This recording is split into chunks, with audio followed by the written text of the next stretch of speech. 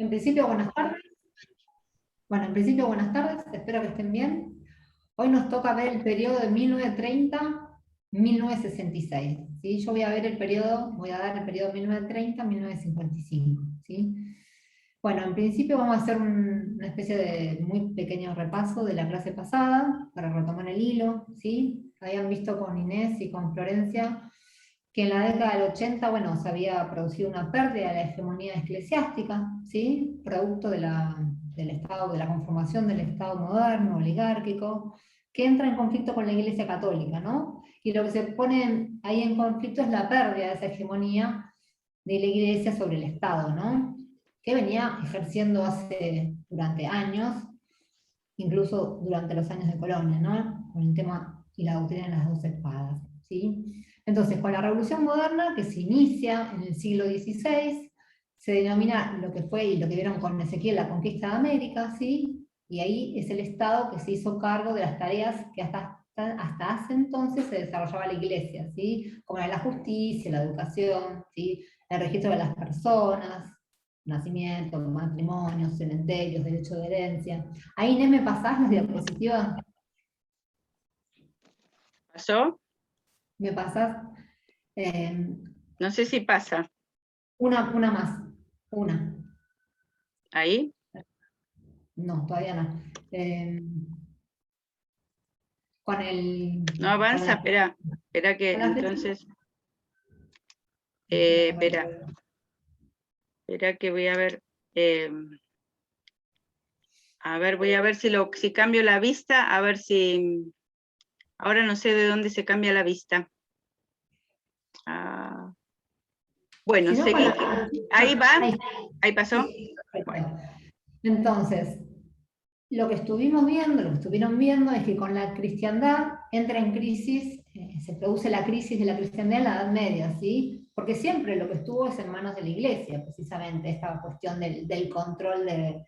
No, una más para... Ahí. Ahí, sí.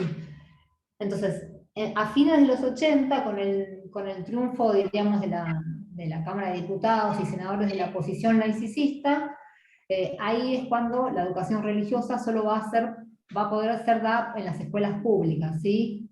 Entonces, este paso diríamos, de la educación, diríamos, que deja de estar hegemonizada por la iglesia, empieza a vivirse como una derrota, ¿sí?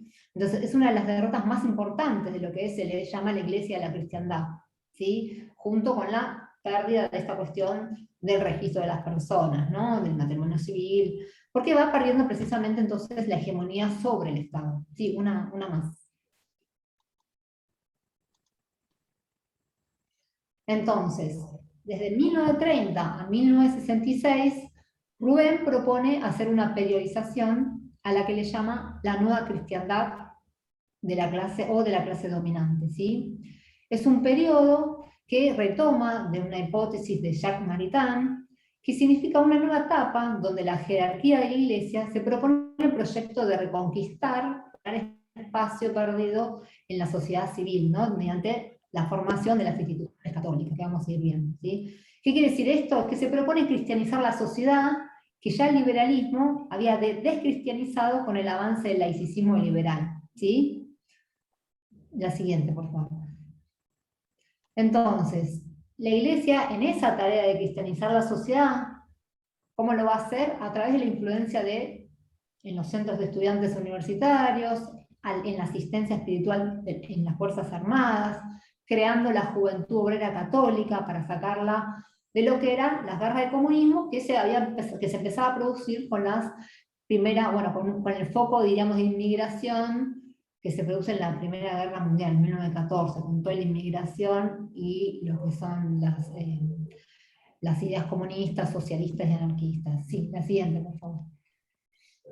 Entonces, acá podemos ver una de las fuentes para que tengamos una idea de cómo ese proceso de nueva cristiandad, que significa ir avanzando entonces en la sociedad civil, para ir conquistando mediante la asociación católica, ¿no? Cómo desde 1931 hasta 1960 van, diríamos, creciendo los miembros diríamos, católicos, ¿no? Y por otro lado, también cuando la Iglesia se propone, diríamos, recuperar digamos, los católicos en la juventud obrera, que también en la juventud obrera, cuando iba a las fábricas, podía, digamos, afiliarse, digamos, a los partidos socialistas, comunistas, anarquistas. Entonces, como se propone precisamente formar esta juventud, y podemos ver ese gran esfuerzo, ¿no?, del catolicismo por, diríamos, ir también agrandando la juventud obrera,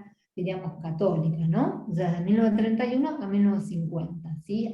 Estos son algunos de los indicadores que permiten ir teniendo la hipótesis que plantea Rubén de la nueva cristiandad, ¿no? Este gran proyecto de la Iglesia de ir recuperando en la sociedad civil a las distintas, diríamos, poblaciones, ¿sí? Sí, la siguiente, por favor. Entonces, dentro de este gran periodo de 1930 a 1955, Rubén traza otro periodo que es del 1930 a 1943, que lo llama la Iglesia oligárquica, ¿sí? ¿Por qué? Porque, bueno, o sea, precisamente es la década infame, ¿sí?, que se caracteriza por el fraude electoral sistemático, ¿no?, por la corrupción generalizada, por la represión de los opositores, por la proscripción de la Unión Cívica Radical. Sí, la siguiente, por favor. Entonces, tengamos en cuenta que en este periodo de la década infame venimos con la crisis previa de 1929, ¿sí?, que se produce, bueno, y después con el desarrollo de la Segunda Guerra Mundial, ¿sí?, el surgimiento de lo que son las ideas nacionalistas, los totalitarismos, y a su vez todo ese gran proceso de industrialización frente a las demandas externas e internas, ¿sí?, la sustitución de importación. Sí, la siguiente. Entonces, tenemos en este periodo, ¿sí?, lo que se empieza diríamos, en esta etapa, el dominio empieza a estar, diríamos, apoyado en distintos sectores, ¿sí? No hay una hegemonía, diríamos, de un sector, sino que el bloque dominante está construido por distintos sectores. Por un lado, por el sector de invernaderos, por otro lado, por la burguesía industrial, que estaba nucleada en la Unión Industrial Argentina, unida al capital extranjero, con la hegemonía del capital norteamericano. Sí, la siguiente. Entonces, en el plano económico se produce una expansión económica favorecida por este proceso, ¿no?, de sustitución de las importaciones, ¿sí? El poder, diríamos, el bloque de poder que constituían en ese entonces las ramas hegemónicas eran, por un lado, la rama alimentaria, la textil, que representaban el 45% total, y después, en la época peronista, esto se va a reemplazar por la hegemonía de la metalurgia, ¿sí? Entonces, dentro de este periodo, de la década infame y durante la crisis del 30, la hegemonía va a estar repartida por distintos sectores de la burguesía argentina, ¿no? Entonces, precisamente, la oligarquía, como había diferencias internas, la burguesía industrial estaba fragmentada, y a su vez todas dependían del capital internacional, ninguna de esas fracciones podía tener la hegemonía neta, ¿no? Entonces, es el ejército el que se va a inclinar por una de ellas, ¿no?, por una de estas fracciones, y de ahí que se van a empezar a dar las condiciones, ¿sí?, para lo que es el golpe del 30, ¿sí?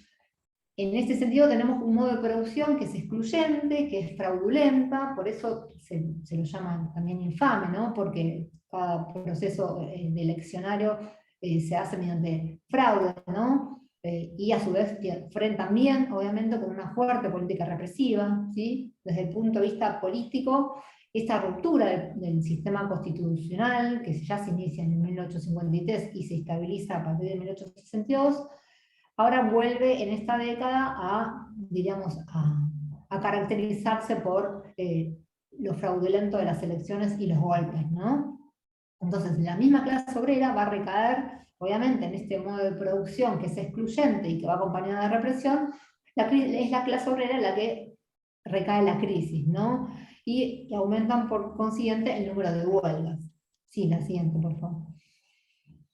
Entonces, si nos vamos 2 años atrás, en 1928, vamos a ver cómo los jóvenes nacionalistas católicos, que eran los fundadores y los escritores de la revista Criterios, ¿sí?, que, diríamos, expresaba fundamentalmente las ideas del episcopado, de la jerarquía católica, ¿sí?, de la Iglesia, participaron en la conspiración del golpe a Irigoyen, ¿sí? Y tuvieron contactos importantes con la jerarquía del ejército, ¿sí? Esta es la lectura que hace Loris Sanata en Perón y en el mito de la nación católica. Entonces, el verdadero, o sea, enemigo para Gustavo Franceschi, que es uno de los, Franceschi, que es uno de los, digamos, es el director de la revista Criterio, ¿sí? Era que el régimen había instaurado una democracia en base al sufragio universal. Y tengamos en cuenta que esta idea de sufragio universal era en ese entonces mal vista por la Iglesia, ¿no? Esta cuestión de que deje de controlar la Iglesia y empieza a implementarse el sufragio, porque obviamente deja de perder el control. Entonces, esta gran fuerza que tiene, diríamos, la Iglesia, por también empezar a influenciar, ahora vamos a ver, digamos, mediante los procesos de cristianización en los ejércitos, van a poder permitir el control de los gobiernos, ¿sí? Entonces, con el grupo, una antes, Inés, Perdón. por favor. En ese sentido se forman unos cursos de cultura católica, que también crea la revista Criterio, ¿sí? Que recurrió a los tonos golpistas, ¿no? Y eso en relación al gobierno de Irigoyen, ¿no? Para no gobernar y favorecer, para no dejarlo gobernar y tampoco dejar de favorecer a los socialistas y a la supuesta revolución socialista que aspiraban ellos, ¿sí? Sí, la siguiente, por favor. Entonces, dentro de la revista Criterio, que es uno de los, diríamos, de las fuentes históricas que permiten, diríamos, dar cuenta de la postura del episcopado, ¿sí? Que tenía gran difusión en la juventud, ¿sí? Era más, si no recuerdo más, un público más intelectual. Entonces ahí se podían ver, diríamos, las ideas del liberalismo, ¿sí? También una gran programar el tema de la educación laica, ¿sí? La reforma universitaria de 1918, que se ponía en contra de ese proceso de cristianización de la sociedad, ¿sí? Porque imagínense que haya una reforma universitaria también atentaba contra esta idea de que la Iglesia pudiera monopolizar la institución de la educación, ¿sí? La siguiente. Entonces, ¿cuál es diríamos, la estrategia para la formación ideológica dentro del ejército?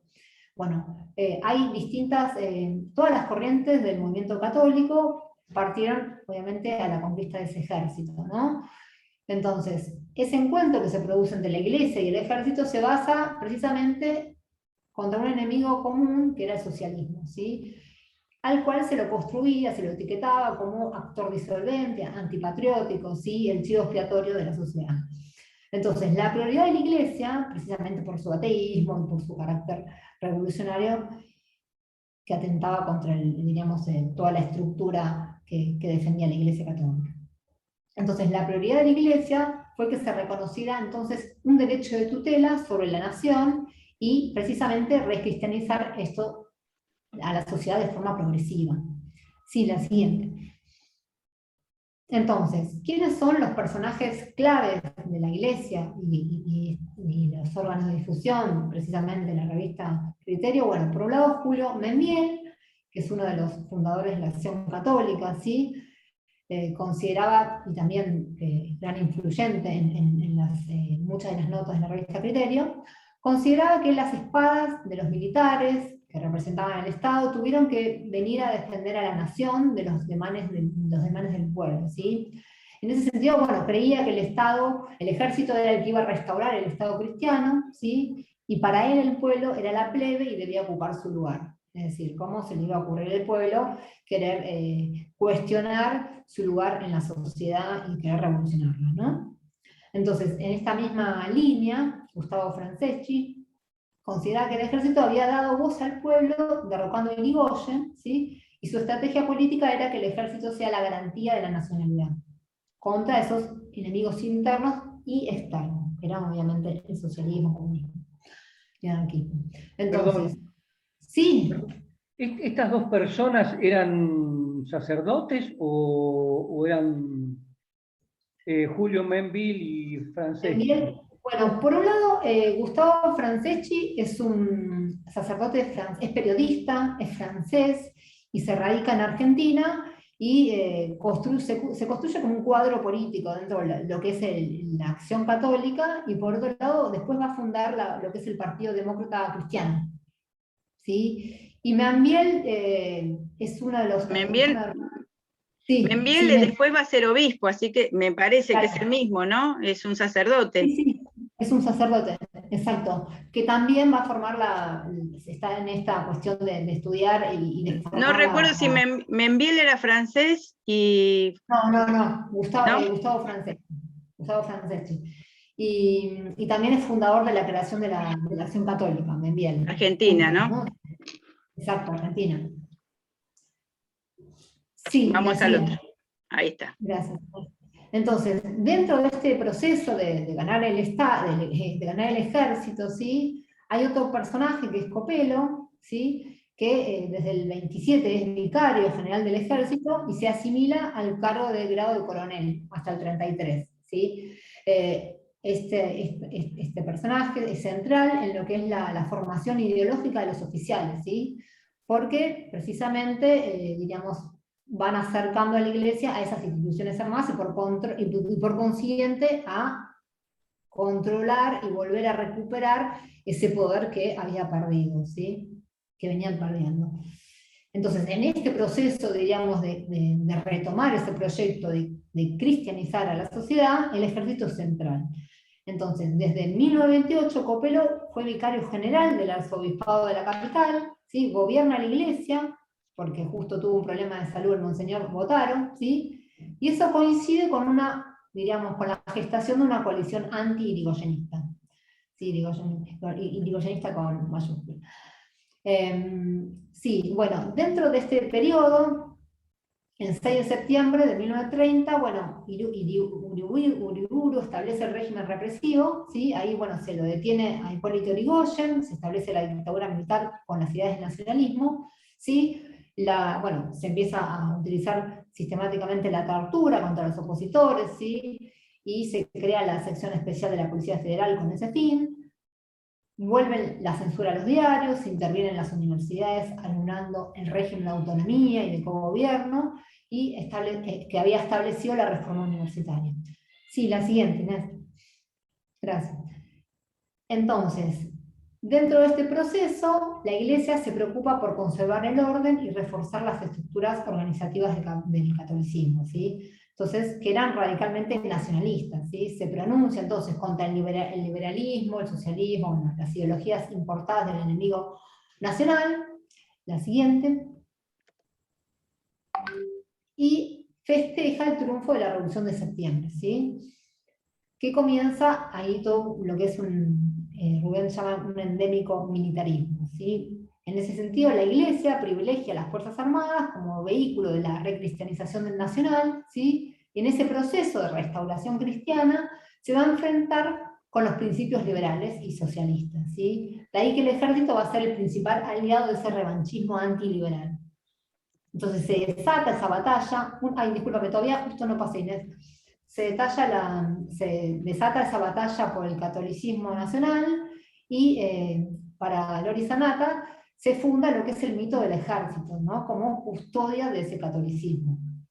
Ahí se da entonces esa revancha del catolicismo y del nuevo protagonismo católico.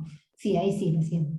Entonces, Uriburu, a principios del 31, llama a elecciones, luego las anula debido a que había ganado la Unión Cívica Radical, y en noviembre del 31 convoca nuevamente a elecciones. Ahí se prescribe la candidatura al radicalismo y se organiza un sistema que se reconocía públicamente como fraudulento. Por eso, ¿no? Esto de la década infame. Sí, la siguiente, por favor. Entonces, en el 31, entre la Iglesia y entre Uriburu y Justo, se producen las elecciones, y esta unión entre el ejército, el pueblo y la Iglesia se contradecía con los resultados de las elecciones, que indicaban un triunfo radical en la provincia de Buenos Aires. Entonces, ahí se sepultan las ilusiones de Uriburu, y se realiza lo que es un fraude patriótico, ¿sí? Los escrutinios se anulan, la candidatura radical queda prohibida otra vez, y el candidato a la revolución fue Justo, ¿sí? Que es el heredero de Uriburu, a pesar de ser más duro y más adversario, ¿sí? La prensa católica lo apoya, ¿sí? emprende otra vez lo que es la represión al comunismo para poder fundamentalmente justificar su hegemonía, otra vez las restricciones de prensa, depuración de las universidades, los partidos políticos se desprecian a los partidos políticos que están en contra de la prensa católica, ¿sí? Sí, la siguiente. Gracias. Y después, dentro, diríamos, de este proceso, entonces justo va a tener una muy importante, eclesiástico, primero porque es militar, y segundo porque es católico, ¿sí? Entonces, hay una muy buena relación entre la iglesia y el ejército, que se había institucionalizado cada vez más. Se pretendía que justo actuara como si la religión católica fuera la del Estado, y de esta forma los socialistas y sus aliados entre los liberales no habrían tenido derecho a gobernar una nación católica, ¿sí? Entonces ahí la iglesia del general Justo es cuando el episcopado apoya esa cruzada contra el comunismo, que lo emprende el mismo gobierno de Justo. La iglesia, entonces, frente a esa crisis del liberalismo y del tejido social, hace un gran esfuerzo por imponer su concepto de nación para unificar a los argentinos. Sí, la siguiente, por favor. Entonces, tenemos, bueno, en este periodo histórico que ya lo venimos, ¿no?, como resaltando, como el enemigo central de la iglesia en todos sus órganos de, diríamos, difusión, va a ser, diríamos, el comunismo, ¿sí?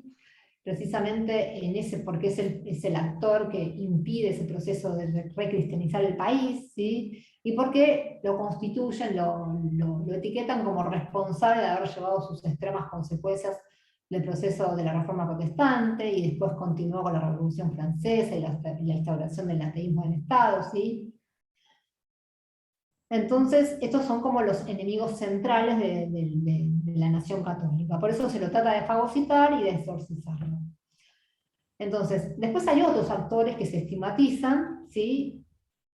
Y diríamos, el argumento estigmatizador es que son actores que van contra la anti-argentanidad, ¿no? Contra el mito de la nación católica, ¿sí? Entonces, ellos son también los liberales, son los judíos, ¿sí? Los maestros, los estudiantes democráticos, los militantes radicales, la prensa laica, el cine, el teatro, la literatura, los participantes ya lo sabían mucho. Sí, la siguiente.